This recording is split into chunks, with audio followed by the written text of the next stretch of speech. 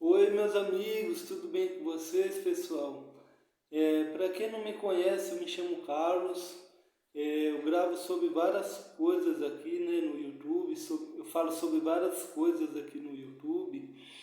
E hoje, né, sábado aí, uma véspera de Dia dos Namorados, né? Resolvi trazer um vídeo aqui que eu vou tentar abordar aqui um pouco da história do Brasil, né? Mais especificamente da história da formação do Estado brasileiro, né? Já tinha falado sobre a história do Brasil, né? Em outros vídeos. Eu falei sobre a formação, né, de alguns estados, de algumas nações, sobre liberalismo, capitalismo, né, e socialismo. Então eu achei interessante eu trazer essa questão aqui, né? Tem muito conteúdo, né? Vocês têm uma ideia, ó. Eu fiz essa folha com 2 versos. Eu já tinha estudado esse conteúdo para o vestibular, né? Porque para quem não sabe, eu sou universitário, né? Já fiz vestibular várias vezes. O que que acontece? Eu estudei, mas é muito conteúdo, né? Então eu tive que estudar de novo para reorganizar esses assuntos, né? Espero, né, estar trazendo aqui um conteúdo bacana aí para a gente estar avançando, né? Então, pessoal, o ponto de partida aqui que a gente precisa começar, né, que eu acho importante, é a chegada da família real portuguesa no Brasil, né, que foi por volta de 1808. Por quê? Antes da família real portuguesa vir para o Brasil, né, a gente conhece aquela história que os portugueses chegaram aqui, né, através de caravelas, de embarcações, né, marítimas e pré-colonizaram, né, assim, colonizaram de uma forma rude o nosso país. Depois outras populações, né, francesas, né, como os huguenotes, os holandeses também tentaram invadir aqui. Foi crescendo, né, foi dividido, né, em capitanias hereditárias. A gente teve um governo que se chama governos gerais, né, que era uma espécie de organização política com alguns ministros. Né, a gente tinha a economia de açúcar, né, principalmente.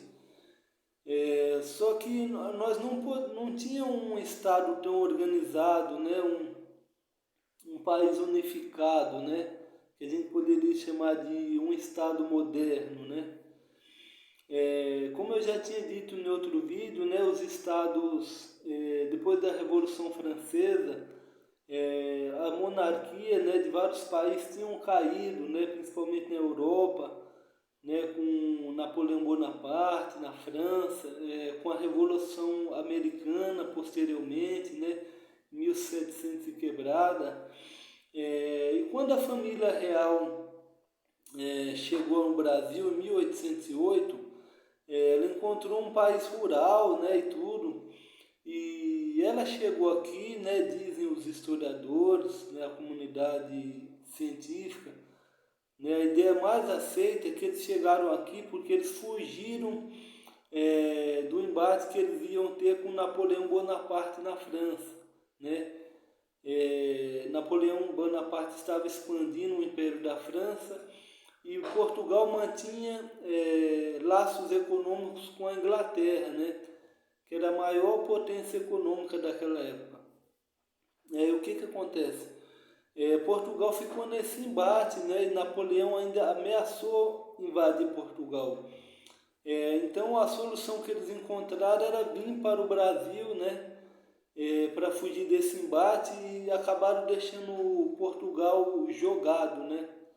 Então a família real chegou aqui em 1800 com, imagina, né? Um país rural como o Brasil, de uma hora para outra, receber, né?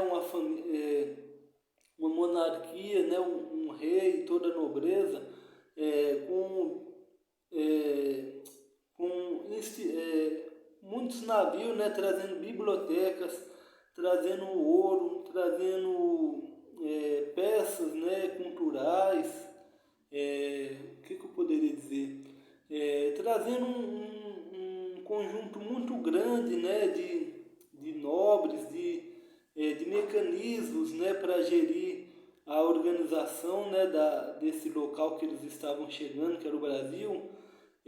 Então daí foi criado um conjunto muito grande, né, de instituições como o Banco do Brasil, né, acho que não seria, o nome não é Banco do Brasil, mas acho que era Banco Real do Brasil, né, que esses nomes é meio complicado.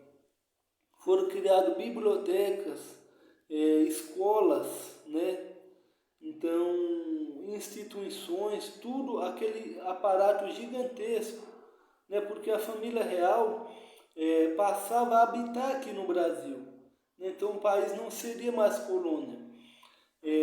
Até passado alguns meses, né? Eu acho que meses ou anos, o Brasil começou a ser chamado de Império do Brasil. Né? Então, o que acontece? Foi criado, né, um mecanismo um sistema de governo muito parecido com os estados modernos, né? E o que acontece? Não, foi bem próximo, né, na verdade, né, bem próximo.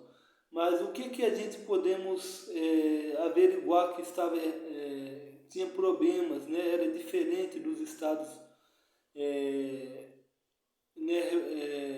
que surgiram, né, depois da Revolução Francesa, como os países parlamentares, né, que o povo votava, né, escolhia os representantes vai lá e escolhe o ministro, né, que é uma espécie de presidente. Como a gente tem em vários países, né, como a Alemanha, França não, como vários países da Europa, né? E o que acontece? O Brasil não tinha esse sistema, né? A família real não trouxe esse sistema porque ainda era uma monarquia. Né? Eles representavam a figura ali do rei, o rei Dom João VI, ele trouxe uma monarquia para o Brasil, né? Então, por isso que eu estou falando que o Brasil passa a ter efetivamente um Estado. Poderia falar, né, para vocês que o Brasil teria realmente um Estado, né, que ele é um conjunto de instituições, um governo, né, efetivo, unificado, só depois da independência do Brasil, que veio lá para 1822. Né? Então, depois dos problemas que o Brasil teve, né, revoltas sociais, muita fome, né, miséria, conflitos, o Império, né, o Império não, esse sistema de governo que chegou aqui no Brasil acabou caindo, né, acabou sendo dilacerado. E quem tomou o poder, né, ali naquele momento foi o Dom Pedro I, né? Então ele trouxe, deixa eu ver aqui certinho, um sistema chamado de parlamentarismo, monarquia parlamentarista constituinte. Ainda era uma monarquia, né, mas era um sistema parlamentar. Quer dizer, mesmo tendo a figura ali de Dom Pedro I, o povo passou a escolher alguns representantes, né, para governar o país junto com Dom Pedro. Né, e Dom Pedro I, ele era de origem portuguesa, né, da nobreza de Portugal, e ele foi escolhido ali pela elite brasileira da época, que eram os cafeicultores, né, eram os donos das terras, né, principalmente cana-de-açúcar e outros alimentos, né, produtos desculpa, gente, meu Deus do céu. Produtos alimentícios, né, que era a base da economia, né, naquele momento. Né, o Brasil não era um país capitalista, era um país que estava caminhando ainda, né, um país muito rural. A industrialização, né, da Inglaterra, da Revolução Industrial, né, a questão da produção em massa, não tinha chegado efetivamente ao Brasil, né? Então, o que acontece? Esse sistema, né, que o Dom Pedro começou a levar, começou a ter vários conflitos. Né? A gente tem ali a questão dos partidos, como que eu posso dizer? Tem um nome certinho aqui, dos liberais exaltados e dos liberais moderados. Então, esses políticos, os liberais moderados, eles tendiam a defender as políticas, né, e a própria monarquia do governo ali de Dom Pedro I. E os moderais exaltados, eles já acreditavam, né, nessa questão da república, eles queriam mesmo depor, né, aquele sistema para que eles pudessem trazer, né, mais, desenvolver mais o sistema capitalista, né, liberal, né, mesmo que ainda bem rude, né. Então, naquela época tinha a questão da escravidão no Brasil, que eu acho que esse é um dos pontos mais importantes que eu tenho que trazer aqui, porque geralmente quando você vai contar a história de um país ou a história de um povo, é muito importante você tocar em três questões, né, que são a base para você entender, que é a política, a economia e a cultura, né? Então, entendendo esses 3 pontos, a gente consegue ter uma visão melhor, né, sobre aquele momento histórico. Então, a questão da cultura, o Brasil ainda era um país escravista, né? A gente tinha a questão do tráfico negreiro, né, que eram os negros que eram trazidos da África para trabalhar principalmente, né, na cana-de-açúcar, representavam uma parte importante aí da economia, né? Então, eram coisas cruéis, né, que os negros passaram aqui no Brasil, mas infelizmente isso era cultural, né? Então, nesse período, né, no governo de Dom Pedro I, que foi de 1822 até 1831, foi um período de muita instabilidade política, né, porque tinha esse conflito entre esses dois campos políticos dos liberais, tinha conflitos sociais, né, entre as províncias, porque nesse período o país era governado entre províncias. Tem até um acontecimento que chega até a ser engraçado, né, que se chama a Noite das Garrafadas, que aconteceu em São Paulo. Que ali teve uma briga entre os liberais, né, exaltado e moderado, e eles acabaram atirando garrafas um nos outros ali, né? E foi um dos períodos que marcaram, né, o início da queda de Dom Pedro I. Então, diante de todos esses conflitos, da fome, da instabilidade política e econômica, Dom Pedro acabou abdicando, né, do seu trono, e fez até uma homenagem, né, disse que estava deixando o trono para o seu filho, né? E depois desse período, a gente vive no Brasil um momento chamado de governo regencial, né? Porque ali a gente não tem mais essa figura do rei, né? Essa figura, como fala, do imperador Dom Pedro I, né?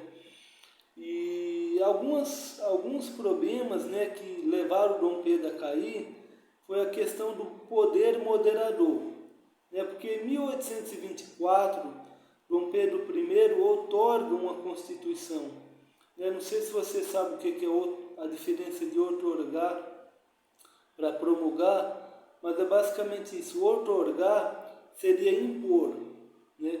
E uma dessas imposições que vieram nessa Constituição de 1824 foi a questão do poder moderador, né? Além dos três poderes, né? Legislativo, como que fala? Alguns poderes, né? Legislativo, essa divisão de poderes, né? A questão da imprensa, de poder votar para os seus representantes no parlamento, o imperador tinha a questão do poder moderador. Quer dizer, ele acabava controlando os outros poderes como um poder supremo. Nessa questão mesmo do poder moderador veio da Europa. Então, com a queda de Dom Pedro I, ficou meio desgovernado aí, né? Como o país ia ser administrado. Então, de 1831 até 1840, né, o Brasil viveu uma espécie de governança que passou a ser chamado de regência trina. Né? Então, o que acontece? Ali era basicamente três políticos, né, poderia ser senador, deputado, né, representantes, que governavam o país. E nesse momento foi um dos momentos mais conturbados da história do Brasil. Né? A gente teve revoltas, principalmente, né, o Brasil registrou uma explosão de revoltas.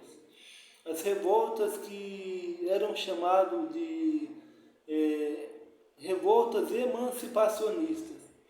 Por que eles eram chamados de emancipacionistas? Porque eles queriam se tornar independentes, né, do Brasil, tinha um caráter mais republicano, né, aquelas mesmas ideias que eu disse para você que surgiu na Europa, né, da liberdade individual, da liberdade civil, dos três poderes, né, que depois culminaram na República que a gente conhece hoje, o poder legislativo, judiciário e executivo, né? Muitas províncias quiseram, né, se rebelar contra o governo central e instituir, né, esse sistema de governo. Como a gente tem a questão da Sabinada da Bahia, na Bahia, tem outras revoltas, a gente tem outras revoltas, né, também no Pará, né, que foi chamada de cabanagem, onde a população se revoltou contra o governo porque estavam passando fome, né, literalmente estavam passando fome. Então o Brasil registrou muitos conflitos, essas pessoas foram cruelmente mortas pelo governo, né, e o poder militar ali era muito forte, né, tinha uma repressão muito forte sobre essas pessoas. Infelizmente foi um dos momentos mais tristes da nossa história, né.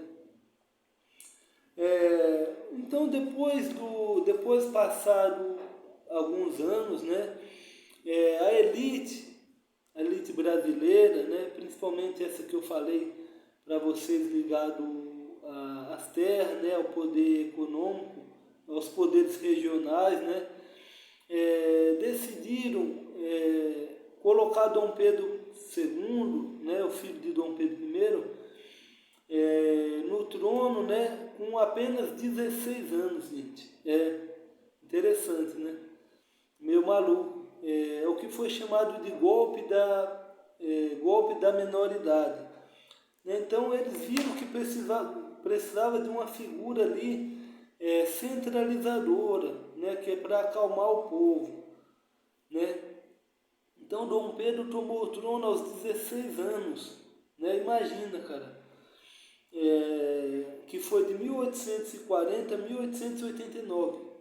Foi um período bem longo, né? E o governo de Dom Pedro II, né, foi um dos períodos de estabilidade política, né? Foi um período aí onde muitos conflitos foram amenizados, né?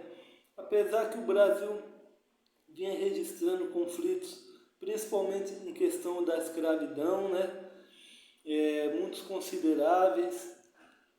A gente tem a própria pressão da Inglaterra, né, para que essa questão da escravidão terminasse no Brasil, porque o que eu tinha dito para vocês antes, né, a Inglaterra ajudou o Brasil a vir, desculpa gente, a Inglaterra ajudou a monarquia portuguesa a chegar ao Brasil, e com isso ela fez alguns tratados, né, com Portugal, tratados econômicos, e ter mão de obra livre, né, ter pessoas trabalhando e ganhando seus salários, eram vantajosos, né, para a Inglaterra, que tinha vários pactos econômicos aqui com o Brasil, né, porque escravo não tem salário, né, escravo vive ali só para comer.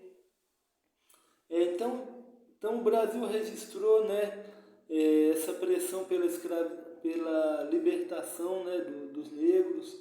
Então a gente teve a primeira lei, né, contra a escravização, que foi a lei Eusébio de Queiroz, onde foi proibido o tráfico negreiro no Brasil, e foram, né, aos poucos surgindo algumas leis, né, a lei do ventre livre, onde todas as pessoas negras que nasciam já não poderiam mais ser escravizados, até a lei da princesa Isabel, né, em 1888, que acabou libertando totalmente, né. Deixa eu ver o que eu posso trazer aqui para vocês. Né, uma das questões que aconteceu aí, ligado também à escravidão, foi a questão da Guerra do Paraguai, né.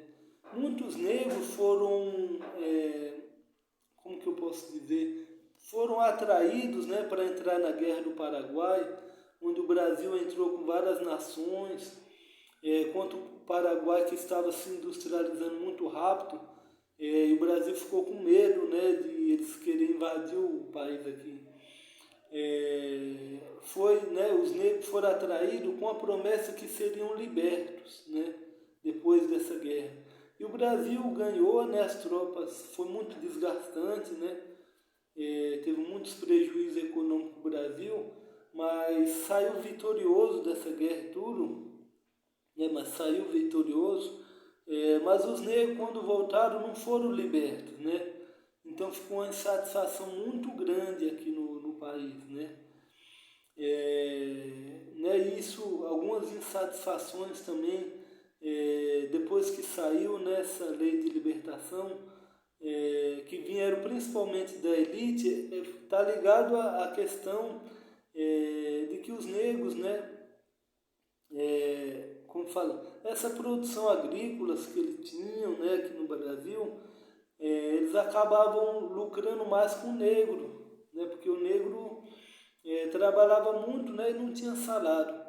E quando passou a ter salário, muitos, né, apesar de ser marginalizado, né, e não ter, né, o reconhecimento do Estado de tudo que eles sofreram, a elite começou a padecer muito, né, essa questão da mão de obra.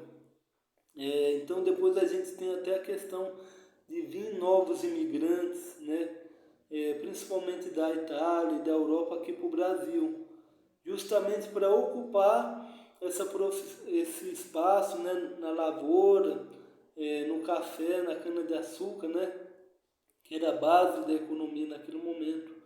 Então o negro que já sofria a questão da escravidão, mesmo depois de liberto, não teve essa reparação social, né? Então isso foi se juntando, até, né, que o governo entrou em crise e os militares, né, na época acabaram tomando o poder, né, instituído um país republicano, né, em 1889. Nossa, gente, falei bastante, né? Vou tentar resumir para não tomar muito tempo de vocês, né? Mas eu acho que é importante, né, gente, a gente conhecer a nossa história, né? Então, a partir de 1889, o Brasil passa a ter, por um período, De 1889 a 1930, o Brasil passou por um período que foi chamado de República Velha. Né? Então a gente tem todo aquele sistema que a gente conhece, republicano, né? Iniciando, pelo menos iniciando aqui no Brasil, nessa questão dos três poderes, da liberdade de imprensa, dos aparelhos do Estado, né? Do poder eleitoral, essas coisas, né? Mas o que acontece? Nesse período, os mesmos atores que derrubaram o Dom Pedro I, o Dom Pedro II, né? Esse poder imperial, ainda continuaram, né? E até continuam governando o país, né? Tomando as decisões do país, né? Que era, né, a elite cafeeira, né, que ganhou muito dinheiro, que participou também, né, através do dinheiro que eles ganharam com café, da própria industrialização do Brasil, né, naquela época, do início da industrialização do Brasil. Então esses atores continuaram governando o país, né? Então foi passado por uma política ali chamada de república oligárquica, né? Onde eles influenciavam os votos das pessoas, né? Compraram votos, basicamente eles que escolhiam, né, quem ia governar o país. Tem até uma política que era chamada de política do café com leite, né? Onde o poder ali era alternado, os presidentes, né? Geralmente era alternado entre São Paulo e Minas Gerais. Por isso nessa palavra café com leite. Café de São Paulo e leite de Minas Gerais, né? Mas daí depois de alguns problemas, esse sistema acabou tendo problemas, né? Desses problemas que o Brasil sempre teve, né? Fome, desigualdade e tudo. Daí a gente tem um acontecimento histórico, né, que muda um pouco essa questão, né, desse poder somente nas mãos dessa elite, né, como que eu posso dizer, dessa monopolização do poder, que acontece principalmente a partir de 1930, né, com a chegada de Getúlio Vargas ao poder. Né, Getúlio Vargas era um líder popular, né, que tinha influência no Brasil todo, ele inclusive denunciava o governo, né, tinha apoio, né, dos militares também. E Getúlio Vargas, né, acusou os governos ali de fraude, porque ele concorreu, né, às eleições de 1930 e perdeu. Mas com toda essa confusão ele acusou, né, os governos ali de fraude e tomou o poder em 1930. E o governo de Getúlio Vargas, eu acredito que o Brasil teve avanços consideráveis, né? Teve a questão da CLT, que é as leis trabalhistas, né? Então imagina, antes disso a gente tinha questão de pessoas trabalhando 16 horas no país, né? Então leis trabalhistas, valorização, né, da industrialização mesmo do Brasil, geração de emprego e tudo, né? Que acabaram, e ele soube, né? Realmente ele soube ali por um tempo manter uma estabilidade política ali com essa elite também, né? Inclusive ele era chamado pai dos ricos, mãe dos ricos e pai dos pobres, né?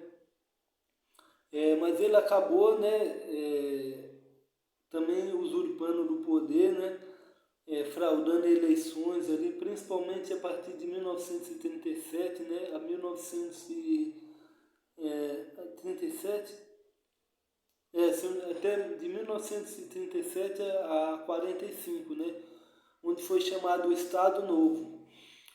Então depois ele acabou caindo tudo, né, ele acabou sendo deposto, e depois o Brasil teve eleições, né? O que eu posso citar também aqui, gente? A partir de 1950, 64, o Brasil teve um dos momentos mais tristes da sua história, né? Que foi a questão da ditadura militar, né? O governo do João Goulart, né? Era um governo que era considerado na época de esquerda, né? Veio com algumas propostas que desagradavam muito essa elite, né? Questão da reforma agrária e de algumas mudanças sociais desagradaram muito uma parte do exército brasileiro, né? E eu acho que é importante a gente lembrar que nesse momento histórico o Brasil vivia o que era chamado de Guerra Fria, né? Porque depois da Segunda Guerra Mundial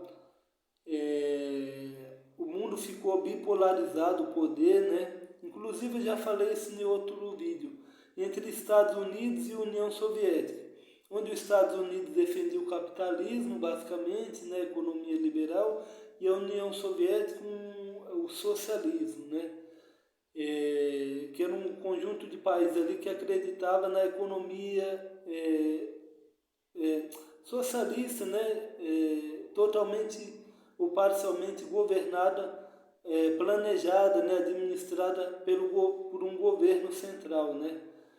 Então, uma parte, né, da elite do exército temia muito que João Goulart se transformasse o Brasil num país socialista ou comunista, né.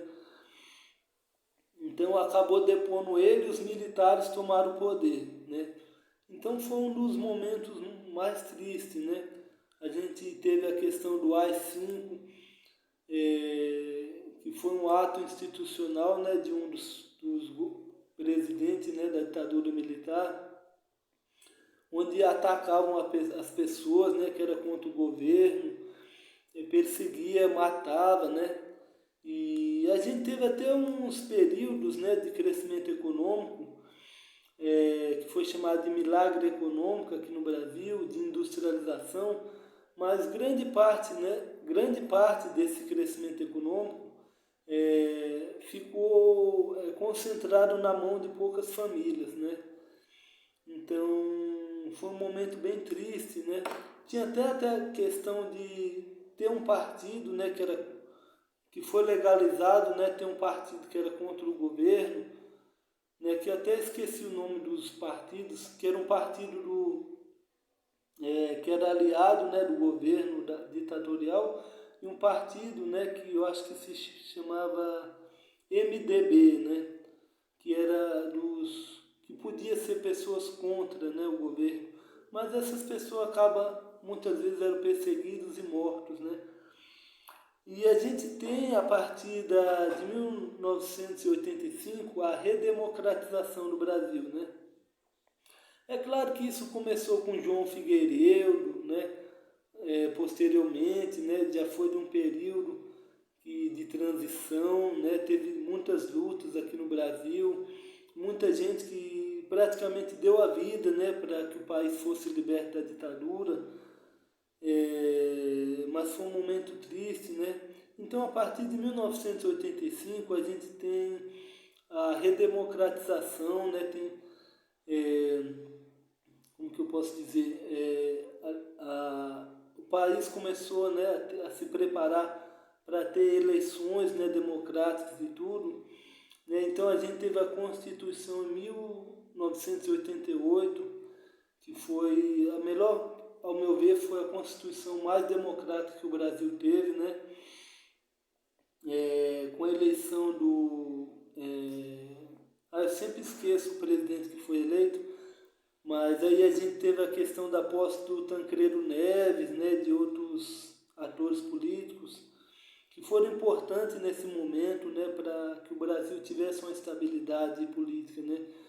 E posteriormente a gente teve o governo, né, liberal do Fernando Henrique Cardoso, a gente teve reformas neoliberais, né, que essa questão da privatização, né, de instituições públicas. A gente teve momentos importantes também, né, do Fernando Henrique, que foi a questão do Plano Real, que foi importante para a estabilidade da moeda no Brasil. a gente teve, né, a questão dos governos populares de centro-esquerda, né, que foi o governo Lula, principalmente a partir de 2002. Quem acompanha o meu canal aqui sabe que eu sou um pouco defendo essas políticas, né, do governo centro-esquerda, do governo Lula. Apesar que tiveram, né, alguns problemas sim, mas eu particularmente acredito muito na importância do Estado, né, investir em políticas públicas, né, para a população mais pobre, como universidades gratuitas, né, Bolsa Família e tudo, né, e o governo Lula, né, representou um período de instabilidade, de crescimento econômico também, né, que eu acredito que foi importante para o Brasil.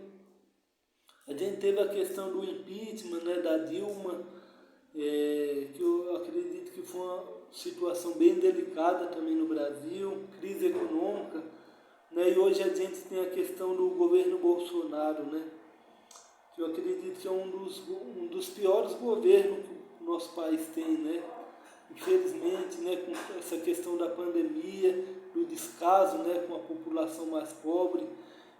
Nessa última quarta-feira mesmo, eu acabei de ver uma notícia aqui, que é um dos institutos, né, de soberania alimentar do Brasil, divulgou que mais ou menos 35 milhões de pessoas estão praticamente passando fome, né? Estão tendo que abdicar de algumas refeições por dia, né? Por causa da alta da inflação e tudo, né, pessoal? Então era isso, né, que eu tinha que falar para vocês, né, pessoal?